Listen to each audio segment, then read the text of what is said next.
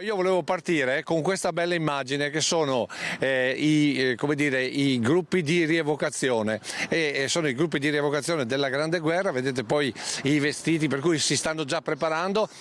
Dal mattino presto con i primi alpini in movimento fino al passaggio della Stecca e all'arrivederci a Genova 2026. Anche quest'anno le reti Media Nord-Est fanno segnare ascolti record per la Dunata Nazionale degli Alpini che si è svolta a Biella, dimostrando che anche quando gli eventi legati alle penne nere si svolgono fuori dal Veneto, sono le reti Media Nord-Est, Antenna 3, Rete Veneta, Tele Nord-Est, quelle considerate di riferimento dal pubblico. Oltre 1.100.000 spettatori hanno assistito al lungo sfilamento dei gruppi alpini per le strade della città piemontese. Dati, quelli certificati dall'Auditel, che registrano una leadership assoluta del gruppo Media Nord-Est rispetto alle emittenti concorrenti, come si nota anche dal nostro grafico elaborato sull'ascolto medio Auditel nella giornata di domenica e che dimostra il solido legame tra Media Nord-Est, le penne nere e i telespettatori costruito negli anni. Fanfara Montegrappa, cosa volete che suoni?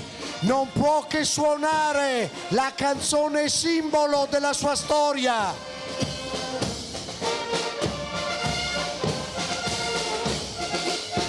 Telespettatori che hanno premiato lo sforzo di giornalisti e tecnici fin dalla sera prima, quando Media Nord-Est ha raccontato la vigilia della grande adunata con i cori alpini e l'allegria che già si diffondeva in città in vista della Dunata Nazionale dell'indomani. In 100.000 a sfilare da tutta Italia e il Veneto, per numero di presenze, è stato tra i protagonisti assoluti. Da casa tutto l'affetto del pubblico delle grandi occasioni, con oltre 1.100.000 spettatori, che Media Nord-Est ricambierà il 15 giugno mandando in onda sulle proprie reti la Dunata Triveneta in programma nella Marca Trevigiana, Conegliano, città alpina per eccellenza, che festeggia il centenario di fondazione della sua storica sezione. Quando il terzo raggruppamento si ritroverà a Conegliano